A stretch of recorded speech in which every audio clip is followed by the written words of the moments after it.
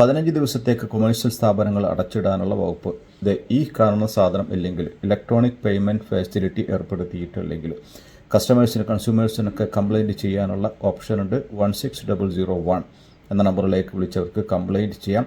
ഇപ്പോൾ പേയ്മെൻറ്റ് ചെയ്യുന്ന സമയത്ത് ഇലക്ട്രോണിക് പേയ്മെൻറ്റുമായിട്ട് എന്തെങ്കിലും ബുദ്ധിമുട്ടുകൾ നേരിടുന്ന സമയത്ത് കസ്റ്റമേഴ്സിനെ വിളിച്ച് കംപ്ലയിൻറ്റ് ചെയ്യാനുള്ള വകുപ്പുണ്ട്. അപ്പോൾ എല്ലാ കൊമേഴ്ഷ്യൽ സ്ഥാപനങ്ങളും ഈ ഒരു ഇലക്ട്രോണിക് പേയ്മെൻറ്റ് ഫെസിലിറ്റി ഉറപ്പുവരുത്തിയിരിക്കണം എന്നുള്ളതാണ് മിനിസ്ട്രി ഓഫ് കൊമേഴ്സ് ഇൻഡസ്ട്രി പറയുന്നത്. അല്ലാത്ത പക്ഷം 15 ദിവസത്തേക്ക് അതല്ലെങ്കിൽ അതോറിറ്റി തീരുമാനിക്കുന്ന ഒരു കാലയളവിലേക്ക് കൊമേഴ്സ് സ്ഥാപനങ്ങൾ അടച്ചിടാനുള്ള ഒരു വയലേഷനായിട്ടാണ് ഇത് കണക്കാക്കപ്പെടുന്നത്.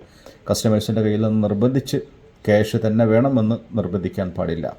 ഓക്കെ, വരുന്ന കസ്റ്റമേഴ്സും കൊമേഴ്ഷ്യൽ സ്ഥാപനങ്ങളിലുള്ള ആളുകളും തമ്മിലുള്ള ഒരു അഡ്ജസ്റ്റ്മെൻറ്റിൽ വേണമെങ്കിൽ എന്ത് ചെയ്യാം, അങ്ങോട്ടും ഇങ്ങോട്ടൊക്കെ ഒരു സഹകരണത്തിൻ്റെ പേരിലൊക്കെ ക്യാഷ് ട്രാൻസാക്ഷനൊക്കെ വേണമെങ്കിലാകാം.